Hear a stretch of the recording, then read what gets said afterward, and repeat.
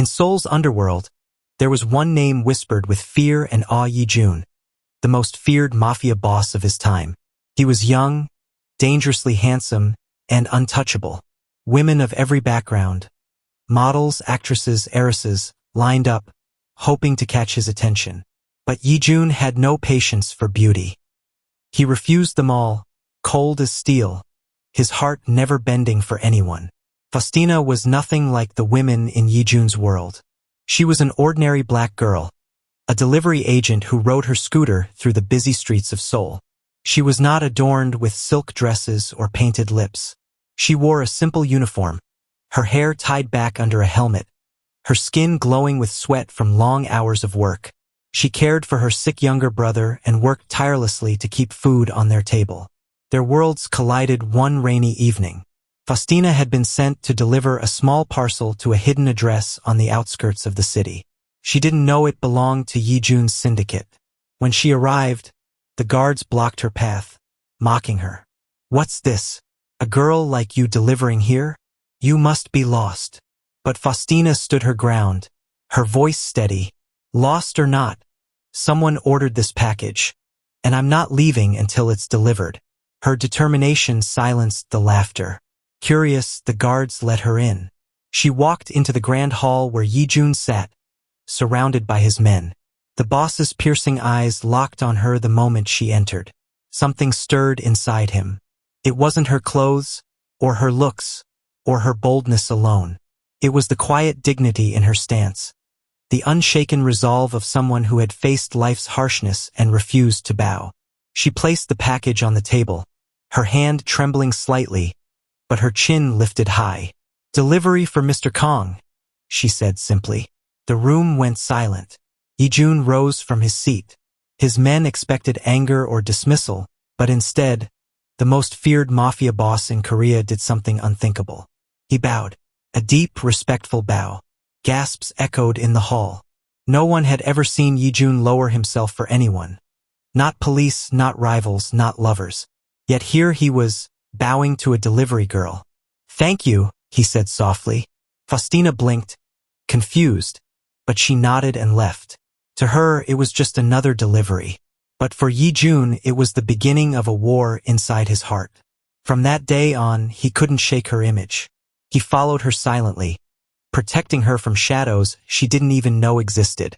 He watched her struggles, her laughter with her brother, her stubbornness in facing life. The mafia boss who bowed to no one had bowed once, and in doing so had surrendered to the ordinary girl named Faustina. And in the heart of Seoul's underworld, whispers grew louder. The king has found his queen, not in beauty, but in strength. After that night, Yi-jun's men were unsettled. The boss, who never let emotions rule him, seemed distracted. His sharp, calculating eyes softened whenever Faustina's name was mentioned. He finally broke his silence one evening. "Find out everything about her." Within hours, his men delivered the details. Faustina lived in a modest apartment with her younger brother, Daniel. Their parents had passed away years ago, and she had taken full responsibility for the boy. She worked day and night delivering parcels, skipping meals to make sure he ate, refusing help from anyone. Yi-jun felt a strange pull, something stronger than desire, deeper than pity. It was an admiration. A week later, Faustina was struggling to carry heavy packages up a flight of stairs.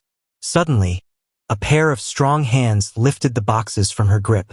She turned, startled, only to see the mafia boss himself standing behind her.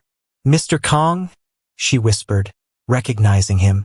"Yi-jun," he corrected gently, his eyes fixed on hers.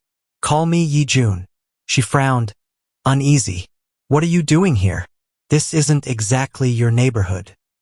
He smirked faintly, the dangerous glint in his eyes softened with something warmer. "Making sure the woman I bowed to doesn't break her back." Faustina chuckled despite herself, shaking her head. "I don't need a mafia boss carrying my packages." "Maybe not," he said quietly, "but maybe you need someone to carry you." Her heart skipped. She hated how his words made her chest tighten. This was dangerous territory. Over the following weeks, Yi-jun's presence became impossible to ignore.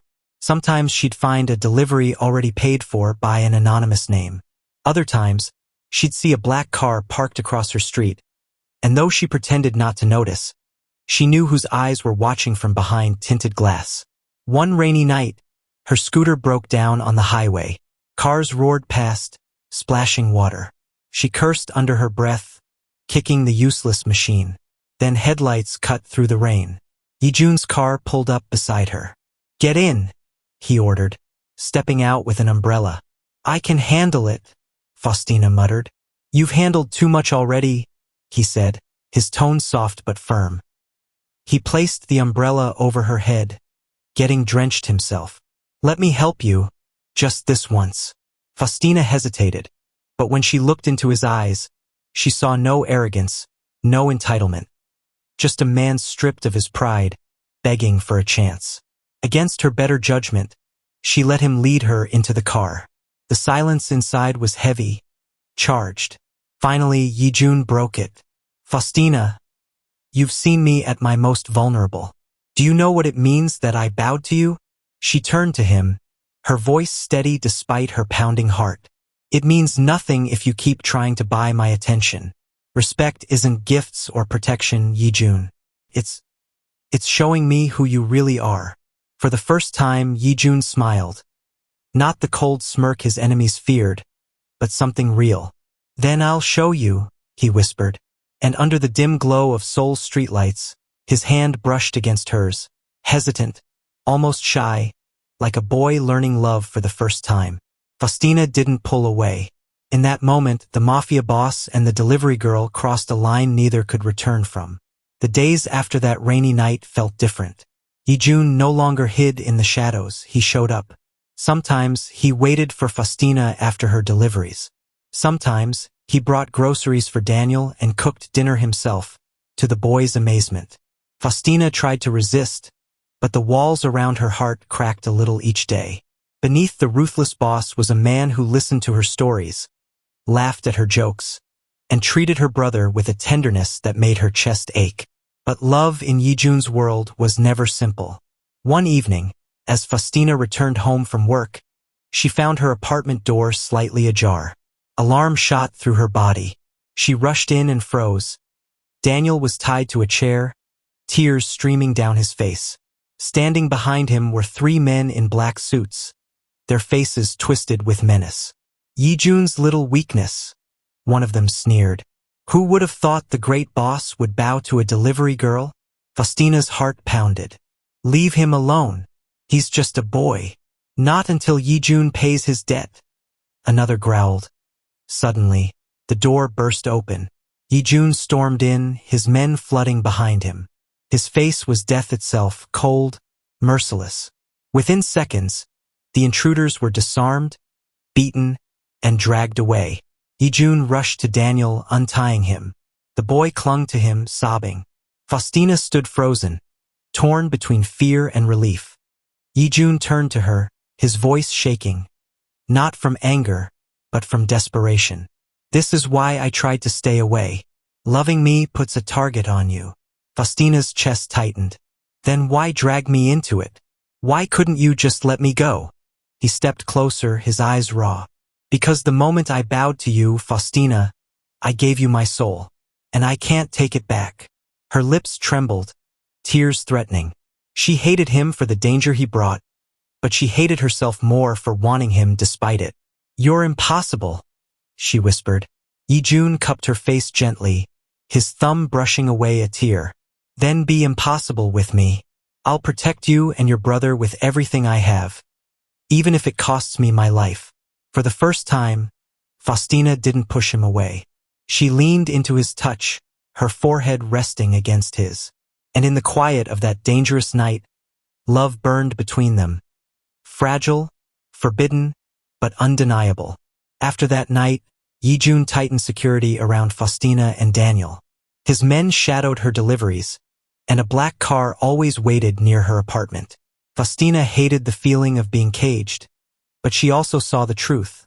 Yijun wasn't exaggerating.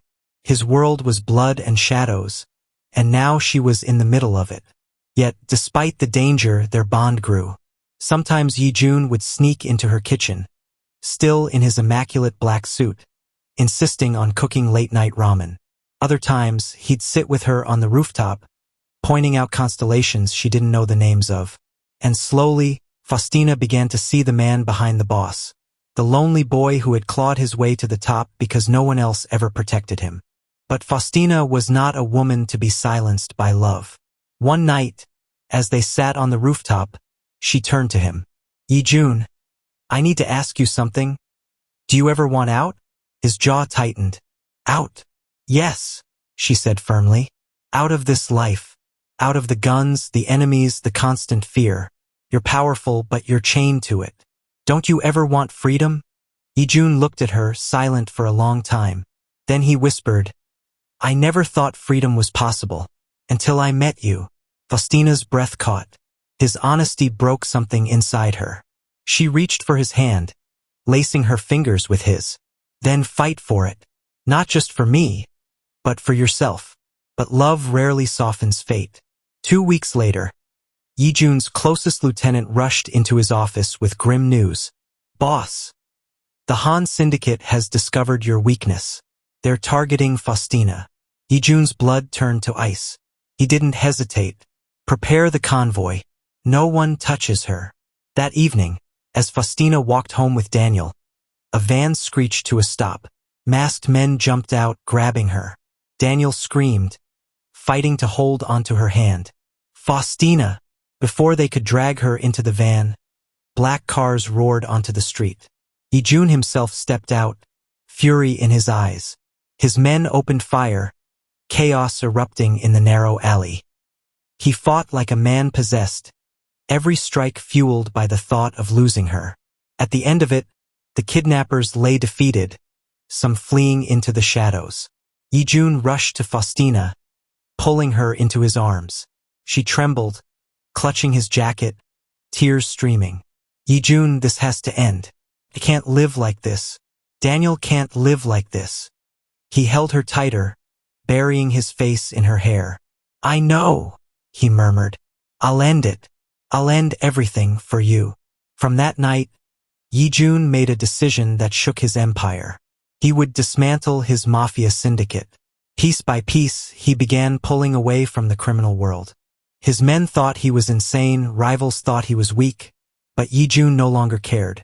He had bowed once, and in bowing, he had chosen a new kingdom, Faustina's heart. But walking away from blood is never so simple. His enemies were circling, waiting for the moment to strike. And Yi-jun knew, before he could give Faustina freedom, he'd have to fight one last war. The underworld of Seoul buzzed with rumors. Yi-jun is abandoning the throne. The king has gone soft for a delivery girl. The Han Syndicate is preparing to strike. For years, Yi-jun had ruled through fear. But now, his greatest strength has become his greatest weakness, love. One night, as the city glowed under neon lights, Yi-jun took Faustina and Daniel to a quiet hill outside Seoul. They ate roasted chicken out of a paper box, the simplest meal he had shared in years. Faustina leaned against him, watching the cityscape. Do you regret it? She asked softly. Regret what? Choosing me. Walking away from everything. Yi-jun turned, cupping her face. I bowed once, Faustina. That was the only decision I never questioned. If I lose everything else but still have you, I won. Her heart swelled, tears pricking her eyes. She kissed him then, slowly, tenderly, not as a mafia boss and delivery girl, but as two souls finding home in each other. Daniel groaned playfully. Ew, can you two stop? I'm right here. They laughed, the moment bright, precious, like stolen sunshine before the storm. Came 3 nights later. The Han Syndicate ambushed Yi-jun's safe house. Explosions ripped through the night as bullets shattered glass.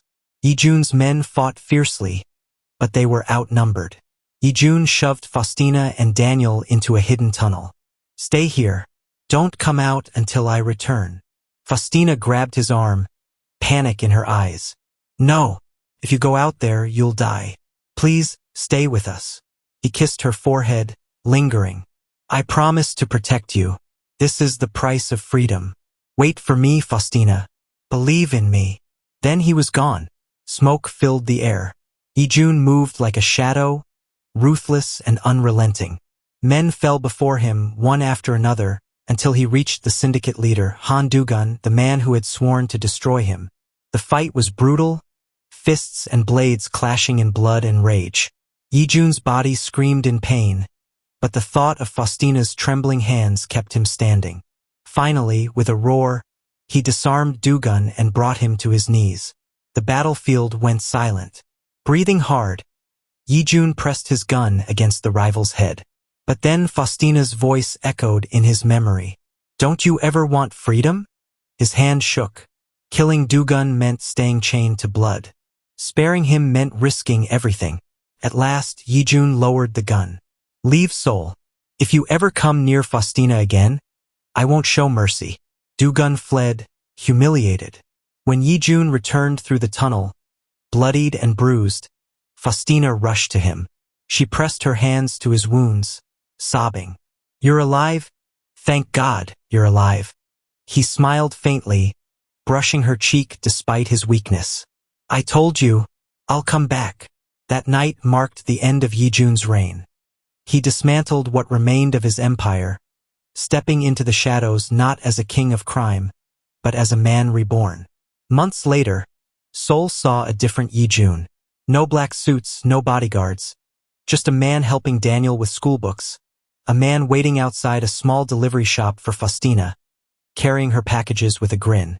The whispers of the underworld faded, replaced by something new. The boss who bowed never stood back up.